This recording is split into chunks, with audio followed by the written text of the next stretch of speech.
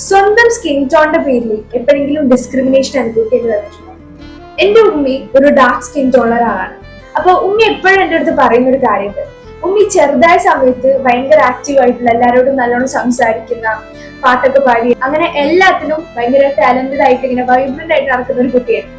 പക്ഷെ growing up society എന്റെ ഉമ്മീന്റെ മൈൻഡിൽ കൊടുത്തൊരു ഇൻസെക്യൂരിറ്റി, അത് എന്റെ ഉമ്മീന്റെ കോൺഫിഡൻസിനെ മെല്ലെ മെല്ലെ കില്ല് ചെയ്യാൻ തുടങ്ങി. And that was because of her skin tone. Dark skin tone ആയതിന്റെ പേരിൽ എന്റെ ഉമ്മീന്റെ അടുത്ത് ഉമ്മി കാണാൻ രസമല്ലാന്നും ഈ കുടുംബത്തിലുള്ളതല്ലാന്നും എവിടുന്ന് ഒലിച്ചു വന്നതാന്നും പൈസ കൊടുത്ത് വാങ്ങിയതാന്നും ലൈക്ക് ദാറ്റ് ഉമ്മീന്റെ നൈബേഴ്സും റിലേറ്റീവ്സും അങ്ങനെ അറിയുന്ന കുറെ ആൾക്കാര് ഇടയ്ക്കിടയ്ക്ക് എന്റെ ഉമ്മീന്റെ അടുത്ത് വന്ന് പറയാറുണ്ടായിരുന്നു. ആൻഡ് ഇതൊക്കെ പറഞ്ഞ ആൾക്കാർക്ക് വെറും തമാശയായിരുന്നു. പക്ഷെ ഇതൊക്കെ കേട്ട എന്റെ ഉമ്മീന്റെ മൈൻഡിൽ ഒരു വലിയ ഇൻസെക്യൂരിറ്റി ഇങ്ങനെ ബിൽഡ് ചെയ്ത് വരികയാണ് ചെയ്തത്. ആൻഡ് പിന്നെ ഉമ്മീന്റെ പഴയ കോൺഫിഡൻസും കാര്യങ്ങളൊക്കെ നമുക്ക് തിരിച്ചു വന്നത് എന്റെ വാപ്പിച്ചു ഉമ്മീന്റെ ലൈഫിലേക്ക് വന്നതിന് ശേഷമാണ് ഉമ്മി പറയല്. കാരണം വാപ്പിച്ചു ഉമ്മിക്ക് കൊടുത്ത ഭയങ്കര സപ്പോർട്ടാണ് ഉമ്മീനെ വീണ്ടും ആ പഴയ ഇതിലേക്ക് കൊണ്ടുവന്നത്.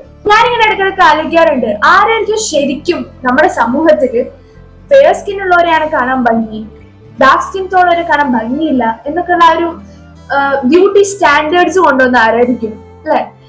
ഏറ്റവും വലിയ കാര്യം എന്താ വെച്ചാൽ ഇന്നും നമ്മുടെ സമൂഹത്തിൽ സ്കിൻ ടോണിന്റെ പേരിൽ ഡിസ്ക്രിമിനേഷൻ അനുഭവിക്കുന്ന ഒരുപാട് കുട്ടികളുണ്ട്. എന്തുകൊണ്ടായിരിക്കും കളർ ഡിസ്ക്രിമിനേഷൻ ഇത്രയും നമ്മുടെ ലോകം വളർന്നിട്ടും നമ്മുടെ സമൂഹത്തിന്റെ ഇടയിൽ നിൽക്കുന്നത്? ബിക്കോസ് ആൾക്കാർ ഇതെല്ലാം നോർമലൈസ് ചെയ്ത് കാണുന്നു. പിന്നെ സ്കിൻ ടോണിന്റെ പേരിൽ ഒരാളെ കളിയാക്കുന്നവരടുത്ത് എനിക്ക് പറയാനുള്ളത് വെച്ച് കഴിഞ്ഞാല്, നമ്മളെല്ലാരും we all are the creativity of our creator. So fair skin ഉള്ള ആളെയും ഡാർക്ക് സ്കിൻ ഉള്ള ആളെയും ബ്രൗൺ സ്കിൻ ഉള്ള ആളെയും ഒക്കെ സൃഷ്ടിച്ചത് ഒരൊറ്റ ദൈവമാണ്. സോ നമ്മള് ഒരാളെ ലുക്കിന്റെ പേരിൽ ഒരാളെ കളിയാക്കുന്നുണ്ട് എന്നുണ്ടെങ്കിൽ ഇറ്റ്സ് ലൈക്ക് ദൈവത്തിന്റെ ക്രിയേറ്റിവിറ്റീനെ നമ്മൾ ചോദ്യം ചെയ്യുന്ന പോലെ ആവുമല്ലോ. പിന്നെ ലോകത്ത് ചെയ്യാൻ പറ്റുന്നതിൽ വെച്ച് ഏറ്റവും വലിയ ക്രൂവാലിറ്റി തന്നെയാണ് ലുക്കിന്റെ പേരിൽ ഒരാളെ കളിയാക്കുക എന്നുള്ളത്.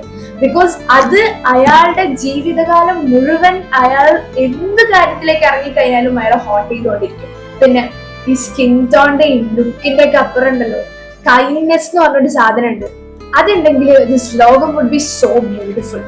സോ സ്കിൻ ടോണിനോ നമ്മുടെ ലുക്കിനോ ഒന്നും അല്ല പ്രശ്നം, നമ്മളൊക്കെ മനസ്സിനാണ് പ്രശ്നം. So before cleansing your face, just cleanse your mind first.